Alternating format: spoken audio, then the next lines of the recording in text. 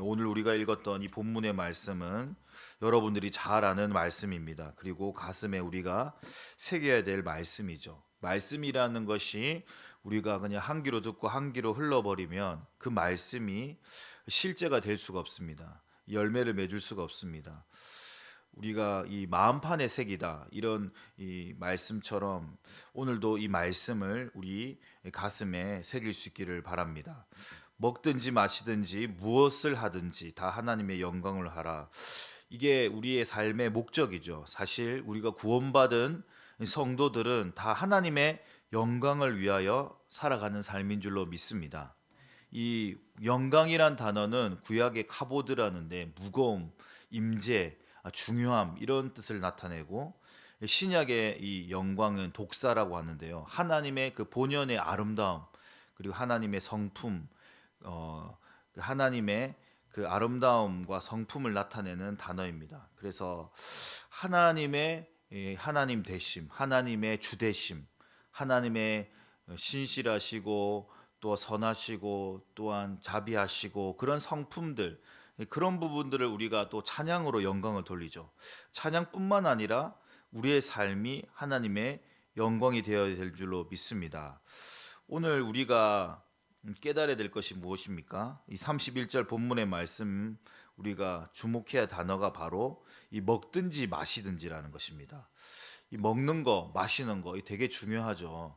이 우리가 사실 그리스도인들 또한 이 삶을 살아갈 때 우리가 먹는 즐거움, 마시는 즐거움 이게 가장 크죠. 근데 이게 왜 유래가 되었냐면 이 고린도 교회의 우상에게 바쳐진 이 재물, 계속해서 우리가 얘기하고 있는 이 부분입니다. 이 부분에서 큰 갈등이 있었던 것입니다. 그래서 그것을 통해서 어떤 이 먹는 거에 대한 문제가 있었던 거죠. 그래서 이 가장 우리가 이 기본적인 즐거움 이것에 대해서도 우리가 하나님의 영광인지 아니면 자신의 어떤 유익을 위해서 또한 탐욕적으로 살아가는지 이런 것들을 우리가 한번 살펴봐야 되는 거죠. 이 잠언의 말씀에도 고기를 탐하는 자랑 가까이 하지 말라 이렇게 얘기하고 있습니다. 사실 이제 먹는 게 즐거움인 것이 있는데 이것도 너무 과하다 보면 어떻게 됩니까? 먹는 걸 과하다 보면 또 비만이 오게 되고 또 여러 가지 성인병이 오게 되는 거죠. 그래서 너무 우리가 먹는 것에 집착하거나 욕심을 부리는 것도 사실 하나님 앞에서는 또 우리가 한번 돌아봐야 되는 것이다라는 거죠. 그래서 이 절제라는 것이 참 중요한 부분인데, 이 신앙생활이라는 것이 어떻습니까? 여러분들은 매 하루의 첫 시간을 다 하나님께 드리는 이 새벽에 나오시는 분들이지 않습니까? 이 쉬는 날인데도 휴일임에도 불구하고 이 기도를 하나님 앞에 예물을 드리는 것, 이게 그냥 이 거룩한 습관이지 않습니까? 그래서 이게 참 중요한 부분인데, 어, 사실 이제 이 월요일부터 이 토요일 이게 이제 우리가 평일이라고 부르는 이날에 우리가 주로 어떤 일을 합니까? 직장에 다니신 분들은 또 직장에서 일을 하고 또 가정에서 또 가족들과 식사도 하고 또 지인들과 뭐 차를 마시는 그런 우리 평범한 일상 속에서도 또 자기 혼자만의 또 시간이 있는 거죠. 자기 혼자 보내는 시간도 있고 사람들과 관계하는 시간도 있지만 이 모든 시간들이 우리의 정체성을 잃어버리면 안 된다라는 거죠. 우리가 이 그리스도인이라 부르는 것, 이 사도행전에 안디옥에서 처음으로 그리스도라고 일일이 칭하였다라는 이 표현이 있습니다. 사도행전 15장에 그리스도인이라는 것이 무엇입니까? 그리스도를 자랑하고 그리스도를 나타내는 사람이죠. 그래서 우리의 정체성을 잃어버리면 안 되는 것입니다. 우리가 나는 그리스도인으로서 살아가고 있는가? 하나님의 자녀라고. 사실 우리가 이것을 잊어버릴 때가 많다는 거죠. 교회 안에서 예배 드릴 때만 내가 하나님의 자녀인가? 그리스도인인가? 이렇게 살아가는 사람들이 많다는 거죠. 그래서 우리가 교회 문을 밖을 나서는 순간부터 사실 이 신앙의 참된 삶이 시작된다. 이것을 우리가 잃어버리면 안 된다는 것입니다. 그래서 항상 우리 하나님을 인식하는 삶, 이것을 단순히 바꿔 말하면 우리가 누구에게 감시당하거나 또한 이게 누가 나를 지켜보고 있다. 이것이 어떻게 보면 부담스러울 수도 있겠지만 우리가 하나님 앞에서 살아간다는 것만큼 이 어떤 이 자부심으로 생각해야 되는 거죠. 생각의 전환이 필요하다는 거죠. 사실 가인과 아벨을 우리가 생각해 봅시다. 아벨을 쳐 죽인 이 가인이 돌로 쳐 죽여서 하나님의 낯을 피하여 숨었다고 했어요. 그리고 아담과 하와도 범죄하게 되면 하나님의 낯을 피하게 되는 거예요. 여러분, 죄를 지은 사람들은 어때요? 사실 우리가 뉴스를 봐도 고개를 숙이고 막 쳐다보지 못하잖아요. 막 마스크를 가리고 모자를 쓰면서 죄를 짓는 사람들은 피하게 됩니다. 숨게 됩니다. 근데 하나님과 동행하는 사람, 하나님 안에서의 그 즐거움을 누리는 사람은 당당해지죠. 하나님의 자녀로서의. 그래서 나는 하나님의 사람인가 아니면 하나님을 피하는 사람인가 이런 것을 우리가 한번 살펴봐야 된다는 것입니다. 하나님이 나를 지켜보고 있다. 이것이 부담스러운 게 아니라 하나님과 교제하는 사람들은 그것이 즐거움인 거죠. 사랑하는 사람이 나를 쳐다보고 나를 바라보면 어떻습니까? 기분이 좋잖아요. 사랑하는 사람들이 나를 이렇게 지그시 하나님 사랑의 눈으로 나를 바라보시고, 우리가 이 찬양도 부르잖아요. 하나님이 나를 바라보고 계신다. 이게 기쁨이 돼야 된다는 거예요. 근데 죄를 많이 지은 사람은 하나님이 나를 부러우는 게 두려운 거예요. 예. 그래서 하나님이 나를 지켜보고 있다. 그렇게 생각을 하면 우리가 어떻게 살아가야 됩니까? 일상 속에서 하나님의 영광이 된다는 거죠. 그리고 우리가 즐겨 부르는 찬양처럼 나 주님의 기쁨이 되기 원한다. 우리가 사랑하는 사람의 기쁘게 해드리고 싶잖아요. 그분을 즐거워하고 싶잖아요. 사실 이것이 인간의 본연의 목적입니다. 인간의 가장 큰 목적이 무엇이냐? 웨스트민스터 소요리 문답에 보면 인간의 가장 큰 목적은 그분을 즐거워하고 그분을 영화롭게 하는 것. 이것이 우리의 창조의 목적이에요. 이사야서의 말씀에 나와 있잖아요. 이 백성은 나를 위하여 지었나니 나의 찬송을 부르게 하려 함이라. 할렐루야. 단순히 우리가 교회 안에서 성가대로 찬양 시간에 찬양으로 영광을 돌리는 게 아니라 나의 일상을 통해서 하나님의 찬양이 되어야 되는 거야. 아, 내가 하나님의 기쁨이 되어야 되겠구나. 하나님의 영광이 되었구나. 그러면 얼마나 마음가짐부터 틀려지는 거예요. 아, 나는 하나님의 거룩한 존재이다. 여러분, 이것이 우리 너무나 중요한 거예요. 잊어버릴 때마다 우리는 믿음으로 선포해야 되는 거예요. 믿음으로 입술로 고백해야 되는 거예요. 나는 하나님의 거룩한 자녀입니다. 하나님의 기쁨입니다. 하나님의 영광스러운 자녀입니다.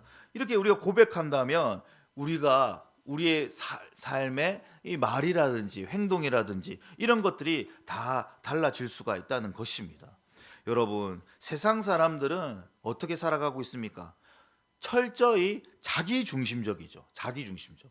앞으로 갈수록 더 할 겁니다. 마지막 때가 갈수록 어떻게 돼요? 말세에 고통 당하는 때에 어떤 특징이 나타납니까? 디모데서 자기 자신을 사랑하고 쾌락 사랑하기를 하나님 사랑하는 것보다 더 사랑하는 시대. 마지막 시간은 극단적인 이기적인 시대다. 자기 사랑에 빠지는 자기 사랑. 그래서 어떻게 살아가고 있습니까? 철저하게 내가 높아져야 되고 내가 돈을 많이 벌어야 되고 내 이름이 세상에 알려져야 된다는 거예요. 모든 것이 자기 중심적으로 살아가고 있는 거예요. 근데 그리스도인의 삶은 어떻습니까? 그리스도의 삶은 사실 우선순위가 바뀐 삶이죠. 자신이 주인이 아니죠. 우리가 고백하는 것처럼 내가 주인 삶은 모든 것 내려놓고 온전히 주님만이 드러내는 삶이라는 거죠. 이것이 그냥 우리가 부르는 찬양의 가사 그냥 흘러보내는 것이 아니라 이게 진짜 우리의 정체성이 돼야 된다는 것입니다. 여러분, 우리가 예수 그리스도를 구주로 영접하는 순간 우리는 바뀌는 거예요. 여러분, 우리 CCC에 나오는 그 사형리 한번 보십시오. 그 의자의 주인이 어떻게 됩니까? 여러분, 그림을 보면 의자의 주인이 내가 원래는 앉아 있었는데 그 의자의 주인이 이제는 바뀌는 거죠. 예수 그리스도로 바뀌는 겁니다. 단순히 이것이 우리가 입술로 그냥 따라해서 지적인 동의가 일어난 게 아니에요. 여러분, 이게 사실은 어떻게 보면 이 사형리의 맹점이라고 볼 수 있는데, 우리가 어떤 이제 전도를 했을 때 뭐 영접기도 따라하십시오 그럼 바뀌는데, 이 따라할 때에 그냥 입술로 내가 따라하는 지적인 동의로 그치는 것이 아니라 인격적이고 전인적인 삶의 변화가 나야 되는 거죠. 거듭남의 변화. 그러니까 완전 이 삶의 주인이 바뀌는 겁니다. 그래서 이 신앙생활 하다 보면 아직도 이 주인이 바뀌지 않는 삶이 있어요. 우리가 그 사람을 판단할 수는 없어요. 왜냐하면 구원이라는 문제는 하나님과 그 사람만 아는 문제이기 때문에. 근데 사실 구원받는 사람들은 어떻게 그 삶의 특징들이 어떻게 나타나니까 열매로 나타나게 돼 있죠. 근데 이 사람은 교회를 다니는 그리스도인이라고 신자라고 하는데 전혀 삶의 열매가 없네. 우리가 판단할 수 없지만. 그리고 이 사람은 철저하게 자기 중심적이네. 모든 삶의 우선순위가, 여러분, 하나님을 우리가 속일 수는 없잖아요. 신앙인이라고 하는데 신앙생활 하는 거에 하나님의 일을 하는데 삶의 우선순위를 두지 않고 기도하는데 말씀을 읽고 이런 어떤 율법적인 일이 아니라 삶의 우선순위가 아직도 바뀌지 않는 거예요. 자기 중심적인 거예요. 전혀 가치관이 세속적이고 세상적인 거예요. 세상의 모든 명예와 성공이 위해서 몰두해 있는 사람이에요. 여러분, 우리가 이걸 판단할 수 없지만, 근데 정말 그리스도인가 무엇입니까? 여러분, 그리스도인이라는 정체성이 무엇인가요? 삶의 주인이 바뀐 거예요. 완전히 바뀐 사람입니다. 그래서 고린도전서 6장 19절에서 20절에 바울은 어떻게 이해하고 있습니까? 너희는 너희 자신의 것이 아니라 값으로 산 것이 됐으니 그런즉 너희 몸으로 하나님께 영광을 돌리라. 너희 자신의 것이 아닌 거예요. 나는 이제 내 것이 아니라는 거예요. 내 것이 아니라 누구의 것이다? 하나님의 것이라는 거예요. 여러분, 나는 주의 것, 영원히 주의 것, 이런 이 찬양의 가사가 있는데, 우리가 하나님의 것이라는 것, 이것을 우리가 잊어버리면 안 된다는 것입니다. 그래서 우리가 직장인으로는 성실하게, 또한 정직하로 살아겠죠. 또 학생이라면 최선을 다해서 학업을 해야 되고, 또 부모라면 어떻게 해요? 사랑과 섬김으로 가정을 돌보며 자녀를 위해서 살아가는 것, 자신의 맡은 이 본분들을 또 최선을 다해 살아가는 것도 또 하나님의 영광을 나타내는 삶인 줄로 믿습니다. 32절에는 또 어떻게 얘기합니까? 공동체의 중요한 부분에 대해서 얘기하죠. 이웃사랑에 대해서 얘기하고 있습니다. 유대인에게나, 우리가 읽었던 이 말씀 32절 33절에 어떻게 내겠습니까? 유대인에게나 헬라인에게나 하나님에게나 교회나 거치는 자가 되지 말라. 거치는 자가 되면 안 된다. 거치는 자가 뭡니까? 다른 사람을 넘어지게 하는 자라는 거죠. 실족하게 되는 거죠. 걸림돌이 되면 안 된다는 것이죠. 그래서 내가 믿음 안에서 내가 행동하는 이런 부분도 사실 우리 연약한 지체들이 시험에 들게 하면 이것이 결코 지혜로운 행동이 아니다라는 것이죠.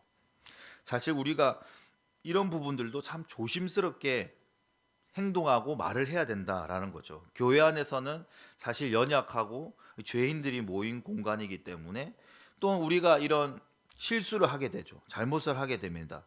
그렇지만 우리가 항상 기억되어야 될 것은 모든 것이 하나님께 영광이 되어야 된다. 그래서 내가 하는 이 행동이나 말들이 거치는 자가 되면 안 된다라는 것이죠. 그래서 자유와 이 권리를 하나님께서 주셨지만 이것이 다른 사람에게 걸림돌이 되어서는 안 된다는 것이죠. 그렇기 때문에 그것을 위해서 내가 또한 절제를 하고, 그래서 교회에서는 우리가 서로 비난이나 험담 같은 거는 하면 안 되는 거죠. 인간의 본성이 그렇습니다. 인간의 본성이 두세 사람이 모이면 한 명을 어떻게 해야 돼요? 이 사람을 비난하고 험담하고, 교회에서 이런 부분 때문에 우리가 상처를 많이 받잖아요. 또 나의 어떤 성숙하지 못한 행동들 때문에 교회에 덕이 되지 않는 부분이죠. 그래서 우리가 항상 기억해야 될 것은 어떻게 그리스도께서 우리를 위해서 희생하시고 섬기러 오신 그것을 기억하면서 나도 하나님께 영광이 돼야지, 걸림돌이 되면 안 된다 라면서 우리가 항상 이게 절제하는 이 부분이 중요하다는 것입니다. 그래서 우리의 권리를 주장하기보다는 형제들의 연약함을 품어주는 사람이 돼야 되는 거죠.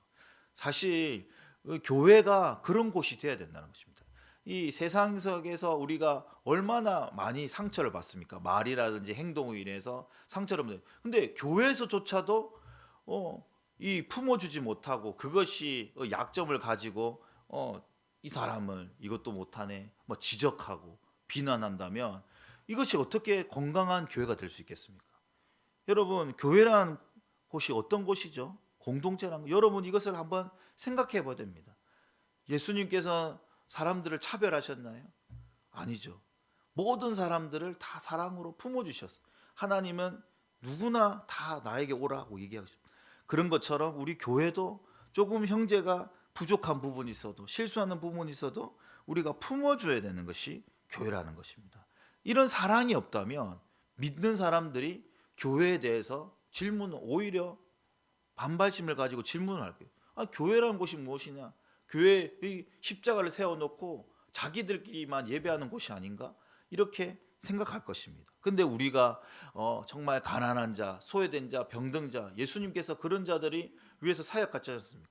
그런 자들을 우리가 품어주고 사랑으로 함께 이렇게 감싸준다면 세상 사람들도 그런 모습들을 보고 감동을 받는 거예요. 근데 우리 안에서부터 편을 나누고 갈라치기를 한다고 그러면서 이 분열된다면 어떻게 되겠습니까?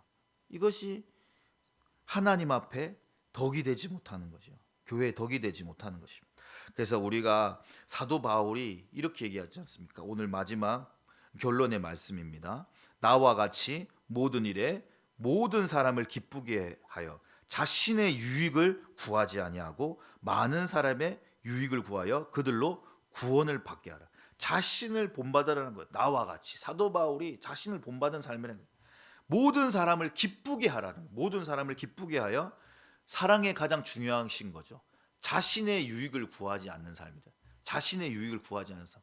참 이게 중요하다는 것입니다. 사랑에 있어서는 자신의 유익을 구하지 않는 삶. 그래서 이 예수 그리스도를 본받는 삶이라는 것이 참으로 중요하다는 것을 오늘도 우리에게 보여주고 있다는 것입니다.